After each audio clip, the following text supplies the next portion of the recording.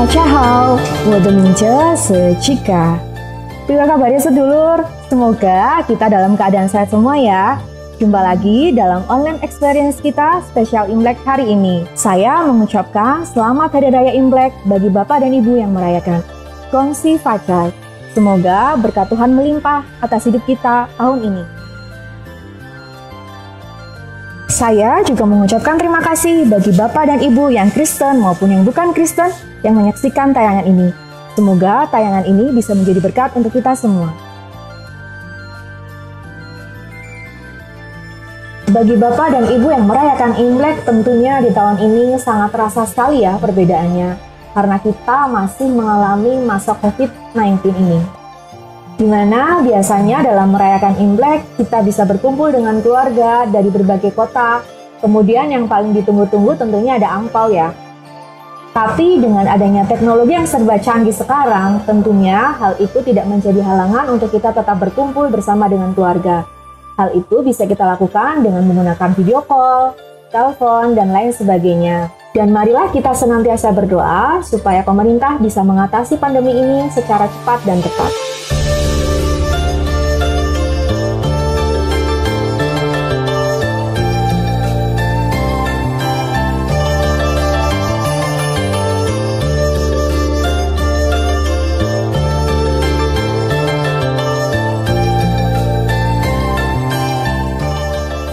Dan sebentar kita akan menyaksikan special perform dari Hana, Terang, dan juga Elsa, dan juga puji-pujian yang dibawakan oleh Ruth dan GCCB, serta firman Tuhan yang akan dibawakan oleh Pendeta Lloyd.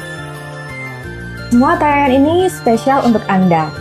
So, jangan kemana-mana ya, tetap stay tune di channel ini, selamat menyaksikan, dan Tuhan Yesus memberkati.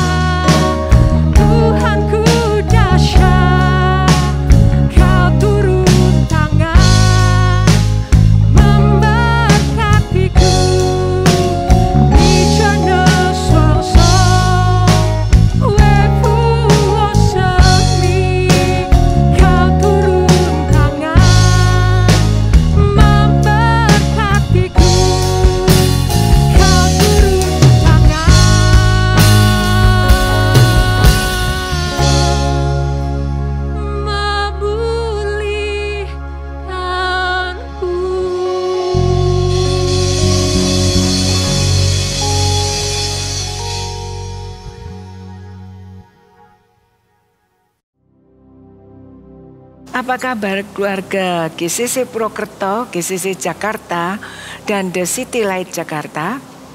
Hari ini bertepatan dengan Tahun Baru Imlek 2572 Tahun Kong Sili. Karena itu saya mengucapkan Xin Nian Kuai Le, artinya Selamat Tahun Baru. Biasanya ucapan Xin Nian Kuai Le akan disertai dengan ucapan yang lain yang merupakan doa.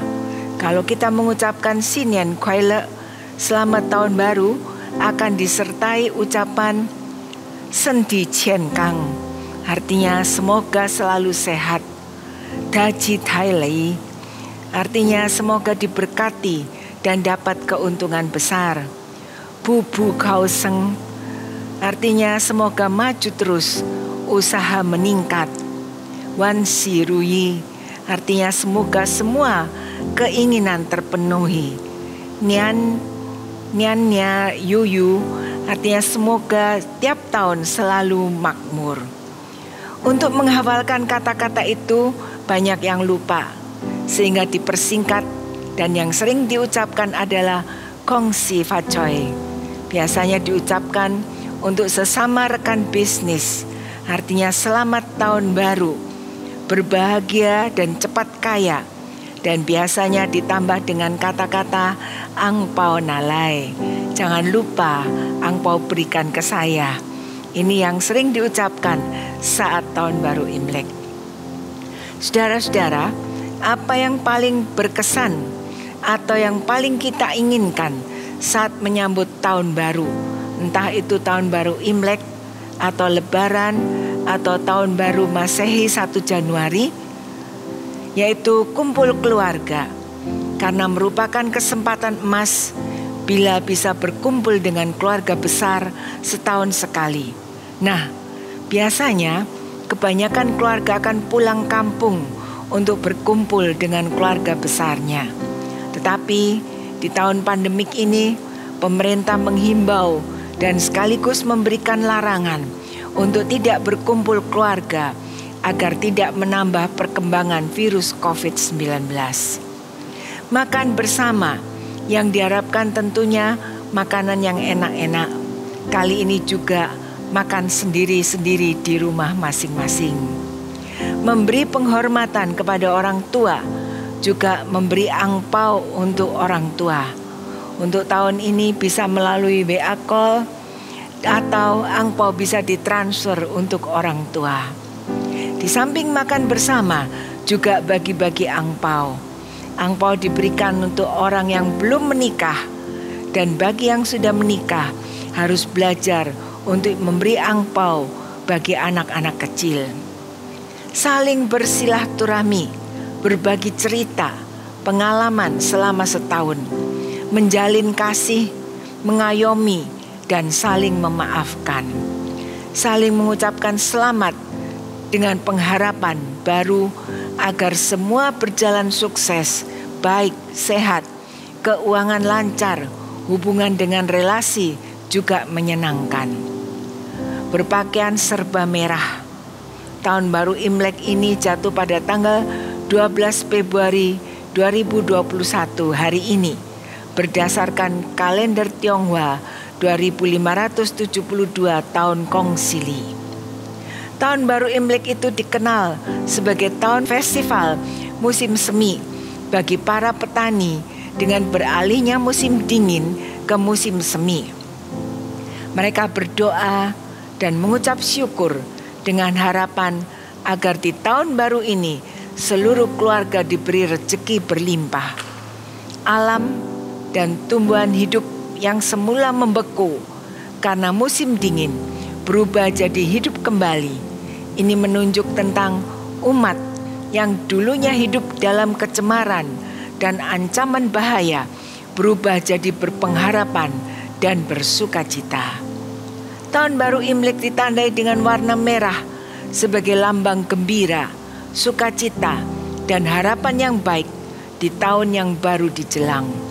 Dan biasanya menjelang tahun baru Imlek, kita menemukan banyak barang yang lekat dengan warna merah. Rasanya warna merah menjadi warna kesukaan atau favorit orang Tionghoa. mulai dari pakaian, amplop angpau, hingga ornamen atau hiasan-hiasan saat perayaan Tahun Baru Imlek, hiasan lampion-lampion, hingga lilin-lilin, semuanya berwarna merah. Warna merah memiliki makna kebahagiaan, kerap kali menjadi simbol kebaikan hati, kebenaran, dan ketulusan hati, juga kemakmuran. Imlek merupakan perayaan penting dalam kalender Tionghoa. Dan dalam tradisi Tionghoa, setiap tahun diberi nama menurut salah satu dari 12 hewan yang termasuk zodiak Tionghoa atau sering disebut dengan Shio. Dan Shio di Tahun Baru Imlek 2572 tahun Kongsili ini adalah kerbau logam yang memiliki arti kerja keras dan disiplin yang tinggi, yang berarti siapa yang siap bekerja keras akan mujur, dan yang bermalas-malasan akan mengalami kerugian sendiri. Di tahun 2021, orang yang bekerja keras akan dihargai dan akan meraup keuntungan serta kekayaan dari hasil kerja kerasnya. Dan juga hari ini waktunya bagi orang Shio kerbau menyelesaikan berbagai konflik dan permasalahan yang ada, menyelesaikan pertengkaran, dan memulai dengan menjalin hubungan yang baik. Nah, apa hubungannya Imlek dengan kita para pengikut Yesus? Perayaan Tahun Baru Imlek adalah bagian kehidupan semua manusia, bukan hanya Tahun Baru Imlek saja, tetapi ada kebudayaan suku bangsa lain juga punya perayaan tahunan sendiri. Dan kita tidak bisa sembarangan berkata kalau perayaan tahunan seperti itu salah atau sebaliknya wajib diikuti. Sebagai orang beriman, kita harus bisa mempertanggungjawabkan apa yang kita percayai. Kalau kita membaca Alkitab dengan teliti, kita akan menemukan banyak sekali catatan di dalam Alkitab mengenai perayaan-perayaan, hari-hari raya ataupun bulan baru. Perayaan-perayaan tersebut memiliki latar belakang yang berbeda dengan kebudayaan kita, namun pada dasarnya mirip, dan satu hal yang normal dan wajar kalau kita merayakan tahun baru. Tahun Baru Imlek tidak terpisahkan dari tradisi dan kepercayaan secara ritual penyembahan tertentu yang tidak bisa kita ikuti. Beberapa hal yang tidak bisa kita ikuti seperti penyembahan dewa-dewa dan kepercayaan good luck, karena iman kita tidak berpegang pada Tuhan-Tuhan dunia ini. Tetapi ada banyak hal dalam perayaan Imlek yang masih kita lakukan. Ketika orang Kristen merayakan Imlek, kita merayakan dalam terang Kristus. Yohanes 3 ayat 16 mengatakan, karena begitu besar kasih Allah akan dunia ini, sehingga ia telah mengaruniakan anaknya yang tunggal, supaya setiap orang yang percaya kepadanya tidak binasa, melainkan beroleh hidup yang kekal. Kehadiran Tuhan Yesus ke dalam dunia, karena dia sudah memberikan kasih-Nya yang terbesar untuk kita semua.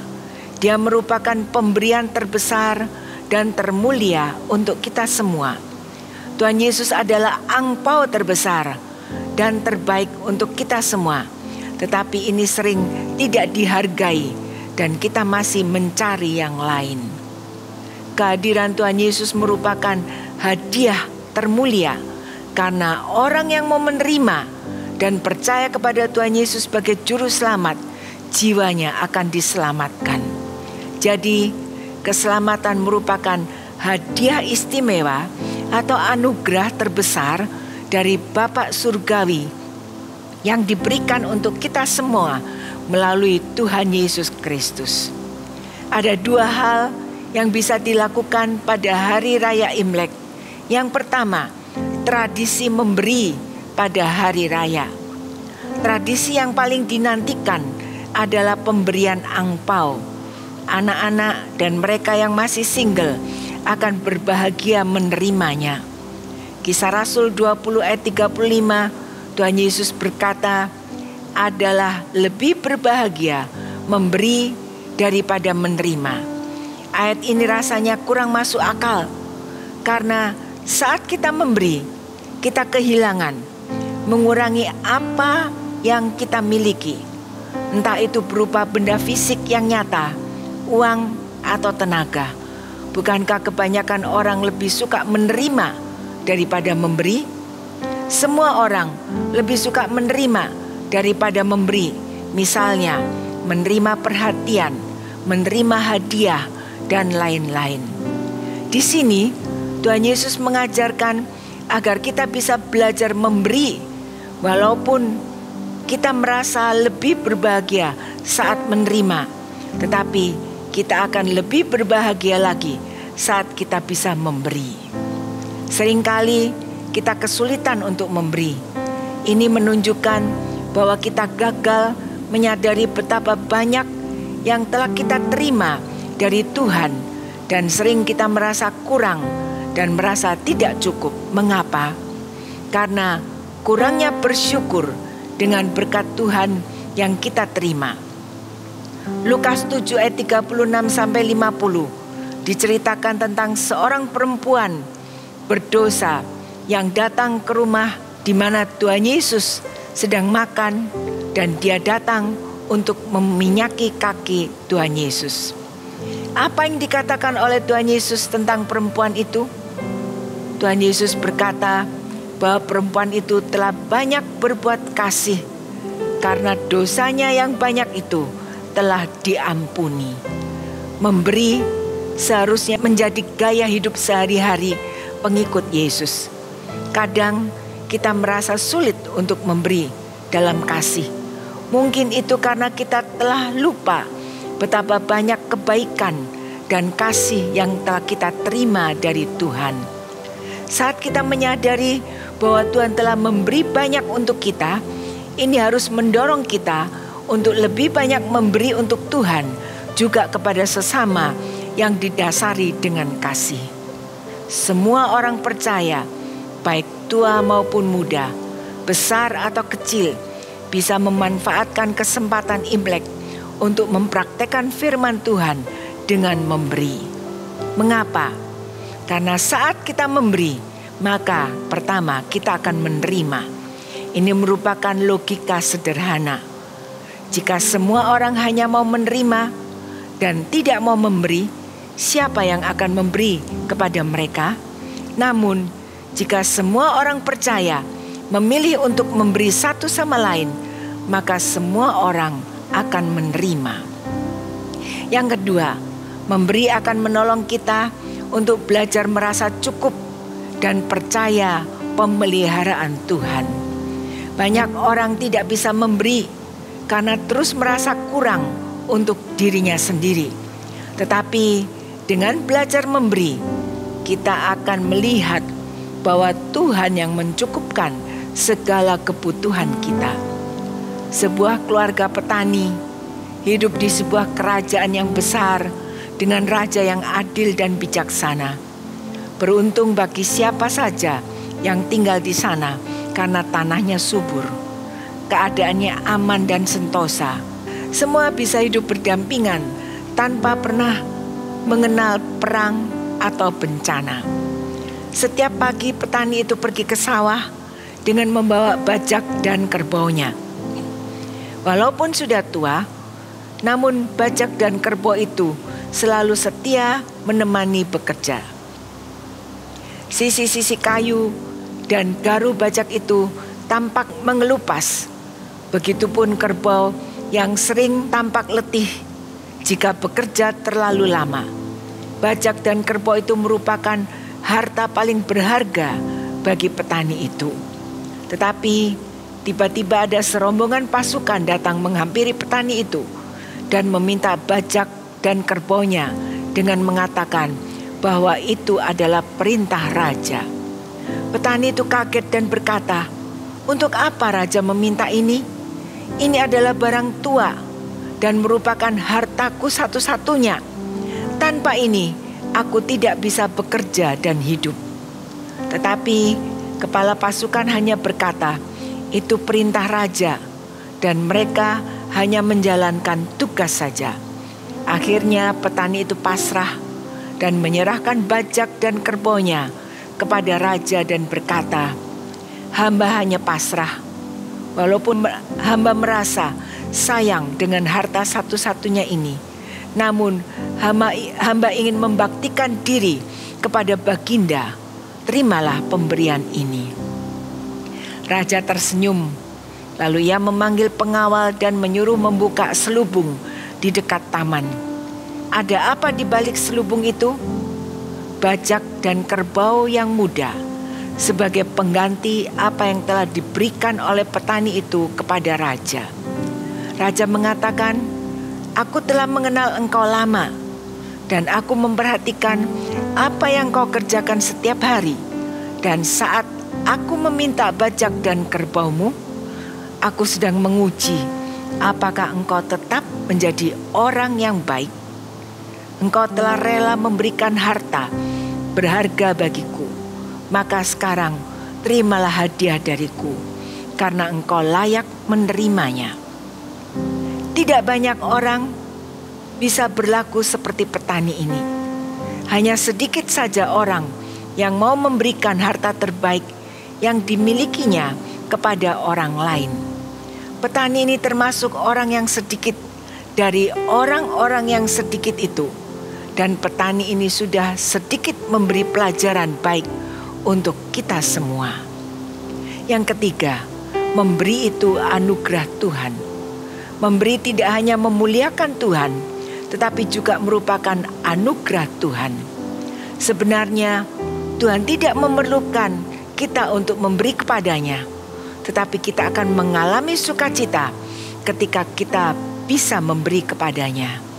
Dan itu menyenangkan Tuhan ketika kita bisa memberi kepadanya sebagai ungkapan syukur atas anugerahnya. Kalau kita bisa memberi, berarti kita memiliki anugerah Tuhan yang berlimpah. Tuhan sering meminta kita untuk menyampaikan apa yang paling berharga hanya ditujukan kepada Tuhan. Bukan karena Tuhan butuh semua itu atau Tuhan kekurangan, tapi karena Tuhan sedang menguji setiap kita, apakah kita bisa tetap bersyukur saat kita diuji. Marilah kita belajar memberi yang terbaik yang kita miliki kepada Tuhan. Karena Tuhan selalu punya cara rahasia untuk memberi kemuliaan bagi kita. Dan Tuhan akan memberikan pengganti yang lebih baik untuk semua yang dengan ikhlas kita berikan kepada Tuhan. Kita membutuhkan hikmat Tuhan untuk mengelola segala hal yang kita miliki dengan bijak. Memberi adalah hak istimewa yang diberikan Tuhan kepada kita. Jadi memberilah dengan sukacita dan bukan dengan sedih hati atau karena terpaksa. Yang kedua, menyatakan kasih yang tulus. Saat Imlek merupakan kesempatan bagi kita untuk menyatakan kasih kepada orang tua, saudara, sanak famili dengan kasih yang tulus. Memperbaiki hubungan yang retak, mengakhiri perselisihan, dan semua dilakukan karena ada kasih yang tulus. Yohanes 3 ayat 16 tadi mengatakan, karena begitu besar kasih Allah akan dunia ini, sehingga ia mengaruniakan anaknya yang tunggal, supaya setiap orang yang percaya kepadanya tidak binasa, melainkan beroleh hidup yang kekal. Allah Bapa memberikan contoh tentang kasih. Bapa mengasihi seluruh umat manusia, sehingga dia rela mengorbankan anak tunggalnya. Ini menyatakan kasih yang tiada tandingannya. Tanpa spirit mengasihi, kita tidak akan dapat berbuat sesuatu yang baik dan berharga. Kasih yang ditunjukkan oleh Bapa Surgawi adalah kasih yang tak berkesudahan, kasih yang tak pernah berhenti, dan kasih yang tak pernah habis. Ada perbedaan antara cinta dan kasih. Cinta itu buta, kasih mempunyai hati. Cinta itu menilai penampilan luar, kasih tidak menuntut kesempurnaan dan bertahan selamanya. Cinta itu mudah marah, kasih itu sabar dan memaafkan. Cinta itu mementingkan diri sendiri, kasih itu rela berkorban. Saat Sadhu Sundar Singh melakukan perjalanan penginjilan di daerah pegunungan Himalaya, dia menyaksikan kebakaran hutan yang hebat. Dia melihat banyak orang berusaha memadamkan api. Ada sekelompok orang yang memandangi sebuah pohon yang dahan-dahannya mulai dijalari api. Seekor induk burung dengan panik terbang berputar-putar di atas pohon. Induk burung itu mencicit kebingungan, seakan-akan mencari pertolongan bagi anak-anaknya yang masih dalam sarang di atas pohon yang terbakar. Ketika sarang burung mulai terbakar, induk burung itu tidak menjauh. Sebaliknya, ia justru menukik ke bawah dan melindungi anak-anaknya dengan sayapnya. Dan dalam sekejap, induk burung beserta anak-anaknya hangus menjadi abu. Lalu Sadhu Sundar Singh berkata kepada orang yang ada di sekitar tempat kebakaran itu, "Kita baru saja melihat hal yang luar biasa. Allah menciptakan burung yang memiliki kasih dan pengabdian begitu besar, sehingga rela memberikan nyawanya untuk melindungi anak-anaknya. Kasih seperti itulah yang membuat Tuhan Yesus turun dari surga untuk menjadi manusia. Kasih itu juga membuat Tuhan Yesus rela disengsara untuk dosa kita semua." Ilustrasi ini menggambarkan tentang kasih Kristus yang mengagumkan untuk kita semua. Di atas Kalvari, Kristus bersedia menderita dan memikul dosa kita semua. Setelah kita mengalami dan merasakan kasih Allah, apakah spirit kasih yang seperti Kristus ini ada dalam hidup kita? Kasih yang seperti apa yang kita miliki? Ketika orang berdosa, melihat orang berdosa, atau orang yang mungkin tidak menyenangkan bagi kita karena pernah menyakiti hati kita, kasih seperti apa yang kita tunjukkan? Lukas 10 ayat 25-37 memberikan teladan tentang kasih. Kisah tentang seorang Samaria yang murah hati. Perikop ini diawali oleh ahli Taurat yang berusaha mencobai Tuhan Yesus untuk mencari kesalahan Tuhan Yesus. Tetapi Tuhan Yesus memberikan jawaban yang luar biasa melalui perumpamaan orang Samaria yang baik hati ini. Ada pertanyaan yang menarik dari pertanyaan ahli Taurat, yaitu siapakah sesamaku manusia? Pola pikir dunia untuk mengasihi sesama kita, yaitu kita mengasihi siapa yang pantas dikasihi. Mengasihi jika menguntungkan, mengasihi jika tidak merugikan, mengasihi jika mendapatkan imbalan. Di dalam perumpamaan ini terdapat beberapa tokoh, yaitu imam dan orang Lewi.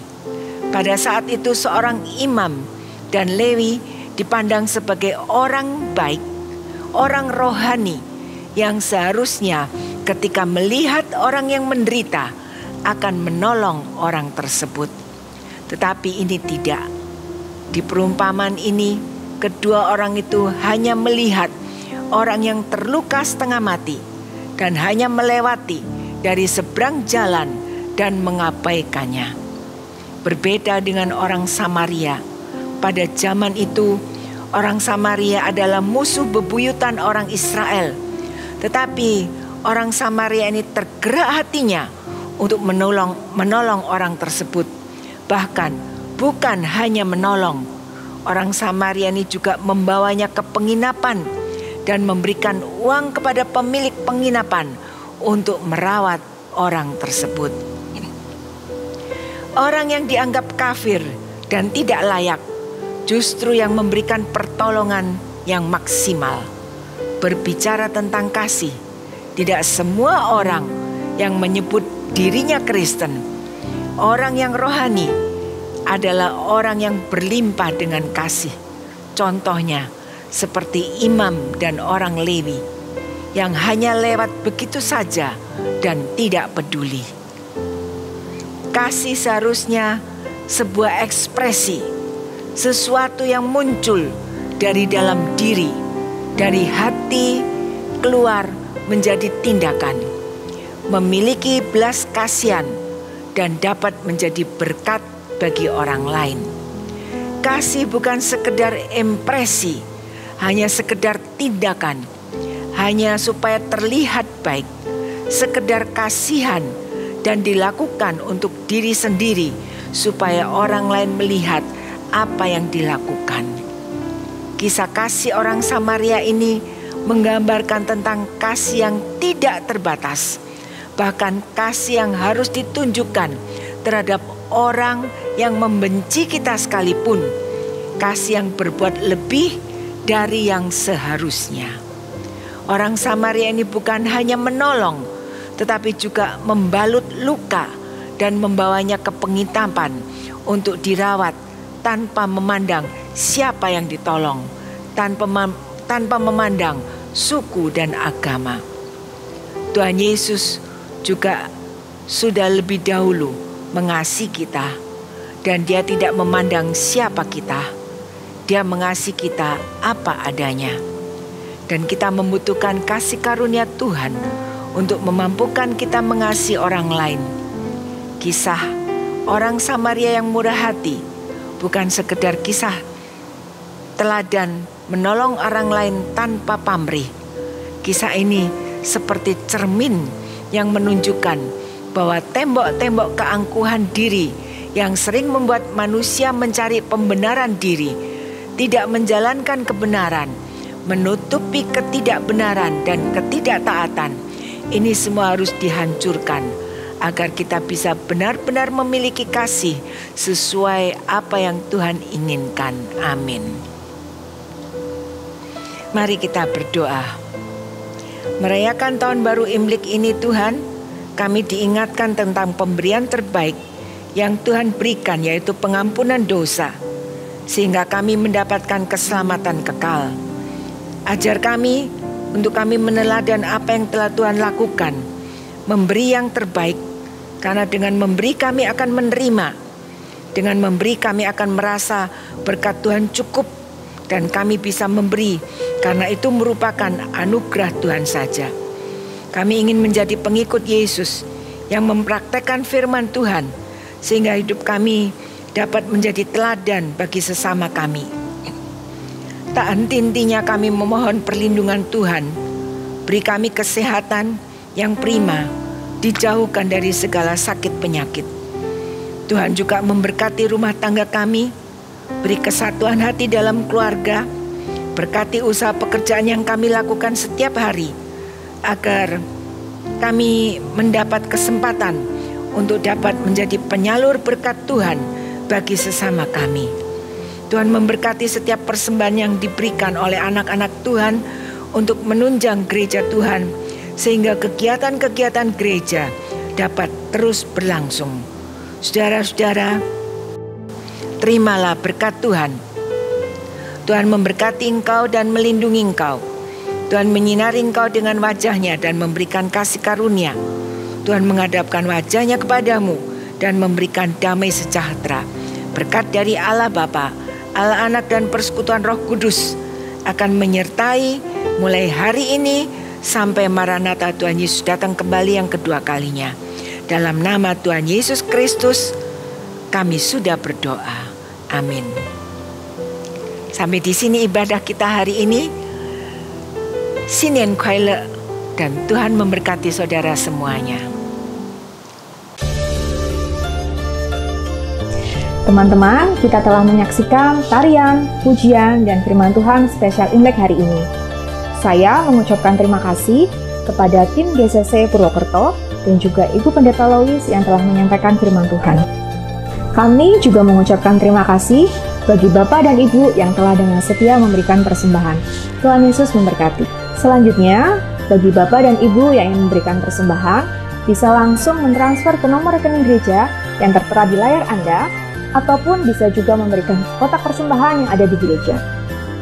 Teman-teman, mari tetap patuhi protokol kesehatan yang ada, yaitu dengan menggunakan masker saat di luar rumah, mencuci tangan dengan sabun, dan hindari kerumunan.